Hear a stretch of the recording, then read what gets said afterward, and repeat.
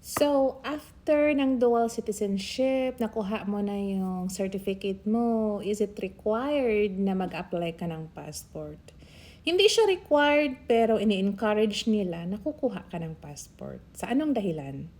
Yung passport mo, source kasi ng parang identification mo. So, kung punta ka ng Pilipinas, may passport ka, kung bibili ka, yun yung parang ID mo na pwede mong gamitin. For example, bili ka ng lupa, 'di ba? Hihanap sila. So, pwede mo siya yung parang i-support mo doon sa documents mo sa dual citizen mo. Kasi wala ka namang mga ID nga, national ID. Wala ka namang mga ganun. So, yung passport, pwede mo siya gamitin. Or mag-open ka ng bank. For example, uwi ka doon, gusto mo may account ka, may bank account ka sa Pinas, so pwede mo siya gamitin yun para pang-open. At saka i-support mo na rin doon sa dual citizenship mo na certificate. Tapos, hindi naman siya mahirap din. Kung kadudual mo lang, mag-apply ka ng passport as new. Hindi yung hindi renewal. Kasi para kang nag-start ka kasi para kang nagsimula ulit. Kasi yung mo is new. Yung mga requirements doon na pwede mo lang madagdag mo doon talaga sa regular na pag-a-apply mo as in bago ka new passport mo is yung dual citizenship namin na certificate at saka yung kung may ito pala. So, kung nag-asawa ka dito ka na kinasal sa dito ka na kinasal sa US, kailangan mo i-registered yung kasal mo sa PSA. May form din yun. Punta ka na lang na sa website, doon sa katulad ko, as I said, sa Texas pumunta ako sa Philippine Consulate / yung sa Houston.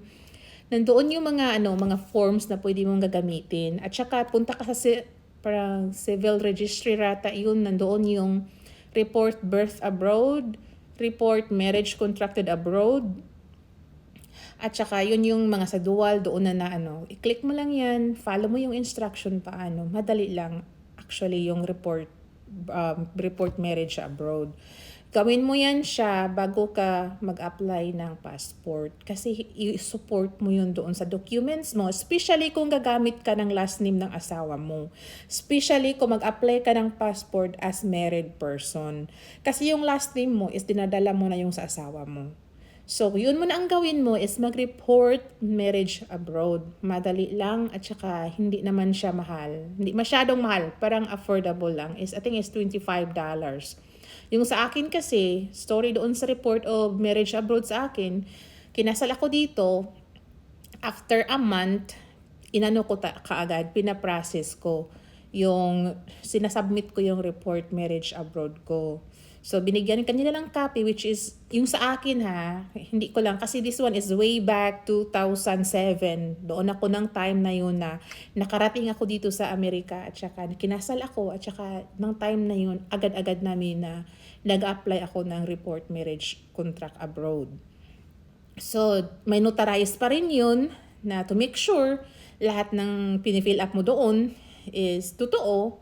Tapos, yung sa akin nga time, may picture, may passport picture ako at saka yung asawa ko. At that time, talaga natandaan ko is hindi pa siya masyadong maraming requirements as sa ngayon. Kasi nung time na yun, ang sinasubmit ko lang is yung marriage license ko dito sa US, passport copy ko, birth certificate ko, passport copy ng asawa ko, at saka birth certificate yata ng asawa ko. So, yun lang yung time na sinasubmit namin. Tapos, inauthorize mo, ilagay mo yung doon fees. Ito, walang appearance. Hindi mo na kailangan pupunta doon para mag-appearance. As long as completed lahat ng form, pinapalo mo yung instruction at saka binibigay mo sa kanila anong hinihingi nila, walang problema, binabalik nila sa'yo. Okay, anong pagkatapos doon? Anong mangyayari? After doon sa report marriage abroad, binalik na sila, kasi yung sa time ko, binalik nila yung original copy. So, meron akong copying isa talaga, na isang kopya. Yung na yun, tapos yun yung i-record nila doon sa PSA. So, yung time na sabihin, for example, gamitin mo siya for passport purposes, gusto nila yung document galing sa PSA, pwede ka magkuha doon. Makakuha ka na ng marriage contract na katulad sa Pilipinas na nagaling talaga sa PSA.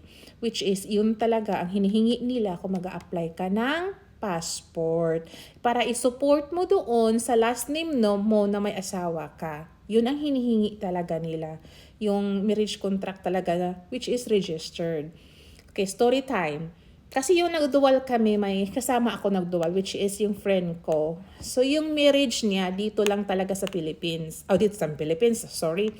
Dito lang sa US. So sinabihan siya ng consul doon na kailangan niya i-registered yung marriage niya kung mag-a-apply siya ng passport. Kasi yun yung isusupport niya sa documents doon sa passport niya na married siya at saka dinadala niya yung last name ng asawa niya. Kung pag ngayon, tapos tinitingnan ko yung mga requirements. Mas marami silang requirements ngayon. Pero for sure, kung anong requirements man yun, meron din kayo. Meron kayo na madali lang, basta i-organize mo lang lahat. Hindi mahirap mag-apply ng yung report, marriage contracted abroad. Kasi alam ko, may maraming pang mga Pilipina na may mga asawa na nagbabalak din siguro one day gusto uuwi ng Pilipinas, ganon, or gusto may marriage contract sa Pilipinas, or may mga tao talagang gusto lang i-report yung kasal nila sa Pilipinas para may record, di ba? So, yun yung gagawin nyo guys. Punta kayo doon sa website, kung saan kayo, for example, kung Texas, hanapin nyo yung Texas, kung yung yung sa LA, tapos, hindi kayo basta-basta mag-file na lang hana. Uy, sa Texas ako siguro dito. Uy, sa Colorado ako, pwede sa Texas. Kasi, yung mga consulate, may mga specific lang yun na state na tinatanggap nila. For example, sa LA, basta tingnan nyo. Kung sa Colorado ako, pwede ako mag-apply dito na banda. Basta titingnan nyo guys, hindi lahat, for example, sa Houston, hindi lang sa Texas, may ibang state na pwede kayo mag-apply, pero very specific sila kung for example, Arizona, Texas, Oklahoma, pwede dito. Kaya titingnan mo, kasi hindi mo basta-basta isa-submit mong application mo, kasi mababalik yan pag hindi yun yung processing na consulate, hindi yung tamang consulate na nagpa-process ng mga papers mo. Kasi alam ko be mindful lang kasi siguro ito sa mga baguhan na kararating lang dito na wala pa. Sana makatulong tong info na to. Na kung may gusto man mag-report marriage contracted abroad. So yun yung gawin nyo guys. First, tingnan nyo na saang consulate kayo na belong, kung saan state kayo na Katulad ko sa Texas, dito kami sa Houston kasi may consulate sa dito sa Houston. Kung LA ka, may consulate din ng LA pero hindi ko alam kung ano pang ibang state na pwede mag-apply doon. Hindi ko rin alam dito sa Houston kung ano pang ibang state na pwede mag-submit din dito para pwede sila ang mag-process din. Kaya kung more info, either tatawag kayo sa consulate, actually sasagot sila. Pag tawagan mo, sasagot sila. For specific lang, yung sa Houston na consulate is from hanggat 3 PM lang yung parang working o business hours nila. Or hindi, i-email kayo. Tapos, or titingnan nyo lang guys. Alam ko, usually lahat ng tao marunong mag-online. Titingnan nyo na lang, i-type na lang consulate, Philippine consulate, anong kayo, state. So, para makita nyo, para diretso-diretso, wala nang hassle ba? Diretso yung processing mo, hindi na babalik sa'yo. Kasi saan mo naman mo na lang, itama mo, gawin mong tama para mas madali. Kaya hanggang sa susunod.